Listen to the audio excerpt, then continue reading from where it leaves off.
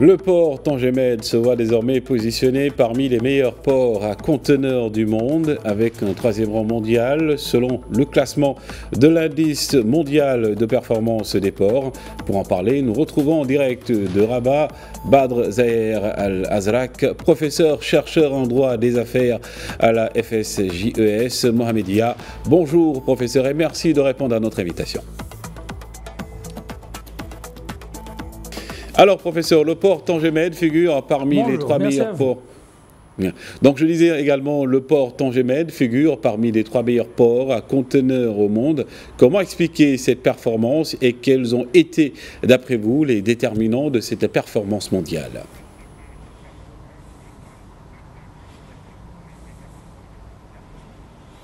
Il faut ici prendre en considération, il y en a certains déterminants d'ordre général et aussi d'autres d'ordre spécifique.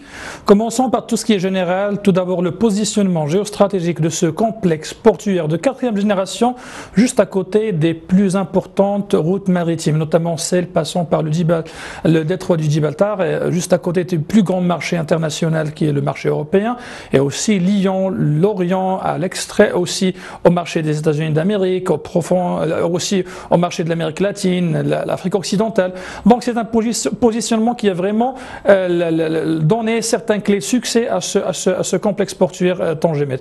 Aussi, il faut prendre en considération le mode ou le modèle de gestion adopté par le Maroc, notamment articulé sur le partenariat public-privé. Aujourd'hui, on a une agence qui est la TMSA chargée de la gestion, mais l'exploitation aujourd'hui au niveau de ce port est dédiée à des opérateurs internationaux, notamment Maersk via la PM Terminal et aussi l'Euroget, le CMA-CGM via l'Euroget et aussi Yamarsa Maroc. On parle d'une société marocaine aujourd'hui spécialisée en manutention et qui est vraiment très performante dans ce domaine. Aussi, il faut prendre en considération aussi au niveau des opérations, des chargements, déchargements, la digitalisation des opérations, la mécanisation aussi, la rapidité de traitement des conteneurs, le temps d'escale des navires au niveau du complexe portuaire. Ce sont aussi des indicateurs qui ont été pris en considération. Aussi le volume traité des conteneurs par an, ce sont aussi des indicateurs qui ont été pris en considération pour la classification et aussi pour positionner le complexe portuaire Tangemed en tant que troisième complexe portuaire au niveau de la performance au niveau international. Et justement, le CPPI plutôt, qui classe les ports à conteneurs du monde, évalue différents critères. Pouvez-vous nous en parler ?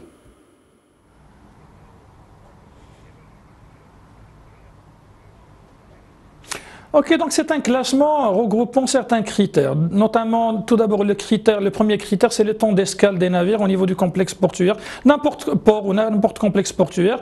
Et aujourd'hui le complexe portuaire, le temps d'escale des navires, des ports conteneurs au niveau de ce complexe portuaire, et ce sont parmi les plus faibles au niveau du bassin méditerranéen et aussi au niveau du continent africain. Aussi, il faut prendre en considération que l'ensemble du processus de traitement, chargement et déchargement est automatisé, digitalisé et aussi mécanisé. Donc il y a une performance aussi à ce niveau. Aussi, il faut prendre en considération que c'est parmi les rares ports dont la profondeur, c'est-à-dire le tirant d'eau, dépasse les 17 mètres de profondeur et arrive jusqu'à 24 mètres de profondeur, ce qui lui permet d'accueillir des méga navires, des motherships dont la capacité dépasse les 18 000 conteneurs. Donc aussi, il faut prendre en considération d'autres critères en relation avec la nature de la coordination entre les différents acteurs au niveau de l'enceinte portuaire, que ce soit autorité douanière, que ce soit l'administration, que ce soit acteurs et opérateurs tels Maersk, CMA-CGM, c'est-à-dire les manutentionnaires, aussi avec l'agence chargée de la gestion de ce port.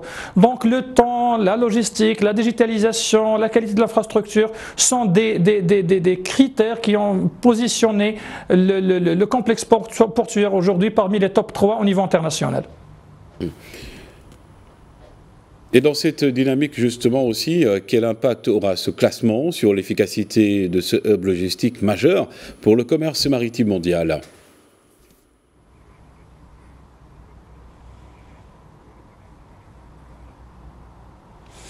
Ok, je pense aujourd'hui, que ce soit le complexe portuaire Tangemed ou bien l'ensemble du réseau portuaire marocaine aujourd'hui, c'est un outil au service de l'économie nationale pour booster les exportations. On a vu déjà, on a constaté d'après les derniers rapports rendus par le ministère du Commerce extérieur qu'il y a un certain déficit au niveau de la balance commerciale du Maroc, et donc pour combler ce déficit, il faut toujours recourir à certains mécanismes dans le secteur portuaire, sachant qu'aujourd'hui les transactions commerciales passent par 98% par les ports.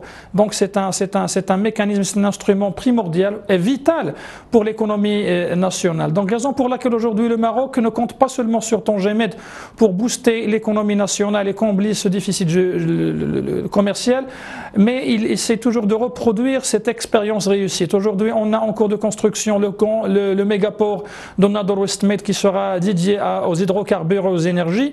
Et aussi, on a un autre port qui est complexe portuaire de 4e génération qui est en cours de construction à Dakhla, qui est Dakhla Atlantique. Et donc, ça rentre dans la stratégie portuaire Maroc 2030, à travers laquelle le Maroc sera doté de 3 plateformes en normes internationales. C'est juste la reproduction du même modèle tangérois, que ce soit au niveau de la qualité d'infrastructure, que ce soit au niveau des modes d'exploitation et de gestion. Donc, le Maroc cherche à reproduire la même réussite de Tangemed, mais cette fois à l'oriental et au sud du Maroc. Et par rapport à ça, quel apport à cette performance à la stratégie portuaire marocaine ?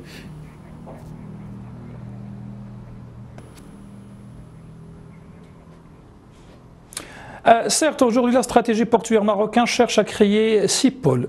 6 pôles et aussi établir une certaine complémentarité entre ces 6 pôles portuaires. Aujourd'hui, on a déjà le pôle de Jdida, Casablanca, Jdorf el-Sfr. On a le pôle de Tangemed, le pôle de Nador West Med, le pôle de Safi, Agadir et aussi le pôle de Lyon, Dakhla Atlantique.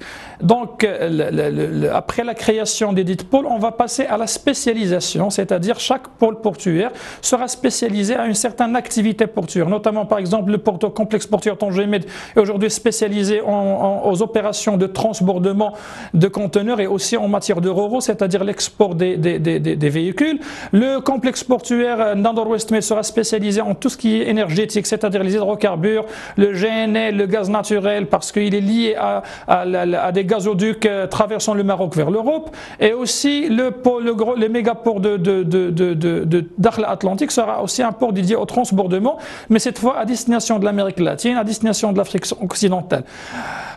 Juste après la création et la spécialisation, on va essayer de créer aussi une certaine complémentarité entre ces complexes portuaires.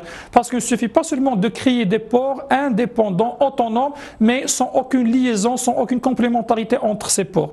Donc voilà, la création, la spécialisation et aussi la complémentarité d'ici 2030 pour rendre le Maroc un vrai hub logistique au niveau continental et aussi au niveau international. Parce que aussi l'objectif, c'est pas seulement doter le Maroc d'une plateforme logistique performante et des complexes portuaires performants, mais de se servir de ces instruments en tant qu'outil pour augmenter l'attraction des investissements et des IDE vers le Maroc, et aussi d'implanter certaines industries au Maroc, telles qu'on a déjà fait avec l'industrie aéronautique, l'industrie automobile. Aujourd'hui, on essaie toujours d'attirer plus de capitaux, plus d'investissements, plus de technologies, notamment pour les installer, les implanter au niveau des dits complexes portuaires. Parce qu'il faut prendre en considération, ici on ne parle pas seulement de simples ports dédiés au chargement-déchargement, mais on parle des complexes portuaires, c'est-à-dire des complexes dont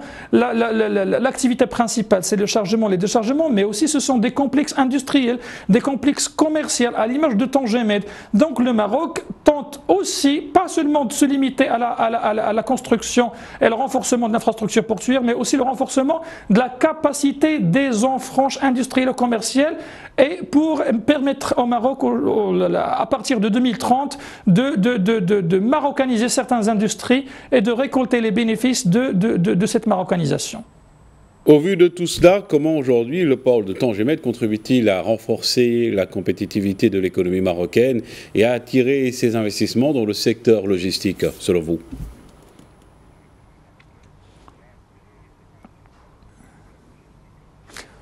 Ah oui, je pense que Tangemed a joué un rôle très important au niveau de le renforcement de la cadence de la transition économique au Maroc. On sait bien que l'économie du Maroc souffrait d'un certain nombre de problèmes structurels, notamment la domination de certains secteurs, notamment les services, le tourisme, l'agriculture, et on a toujours cherché des solutions pour alléger cette domination et accélérer la transition vers d'autres secteurs industriels, notamment l'automobile, l'aéronautique et autres. Et je pense que Tangemed était la pierre angulaire et aussi était l'outil principal qui a permis au Maroc d'accélérer cette transition. Aujourd'hui, le fleuron de l'industrie automobile se trouve à Tanger, à Kenitra et aussi à Casablanca, et ce sont des villes portuaires. Donc aujourd'hui, le Maroc essaie toujours de renforcer la réussite de ce modèle tangérois, mais aussi, pourquoi pas, de reproduire, de recopier le même modèle et de l'installer au niveau de d'autres régions, notamment l'oriental et le sud du Maroc, tout en renforçant aussi la capacité d'autres ports, notamment celui de Casablanca et aussi de Jorf el-Sfar. Aujourd'hui, l'économie marocaine est fortement dépendante du secteur portuaire. Comme j'ai déjà cité, 98% des transactions commerciales passent par les ports marocains. Et aujourd'hui, la question de la modernisation et de la transformation des ports marocains, aujourd'hui, c'est une question vitale pour le Maroc. On ne peut pas faire évoluer notre économie, ni d'atteindre les objectifs de la transition de l'économie marocaine sans l'outil principal que je considère qui est le port, c'est-à-dire le port aujourd'hui est le corps battant de l'économie et la locomotive de l'économie marocaine. Et je pense aujourd'hui qu'après l'achèvement des travaux des deux complexes en cours de construction, Nador et Dakhla, l'économie marocaine aura d'autres outils pour accélérer cette transition et atteindre les objectifs escomptés pour l'économie marocaine la prochaine décennie, Inch'Allah. Et ce qui nous vaut donc ce classement mondial au 3e rang pour le port Tangemed. Badr Zahir Al-Azraq, merci encore pour ces éclairages. Je rappelle que vous êtes professeur, chercheur en droit des affaires à la FSJES Mohamed. Merci.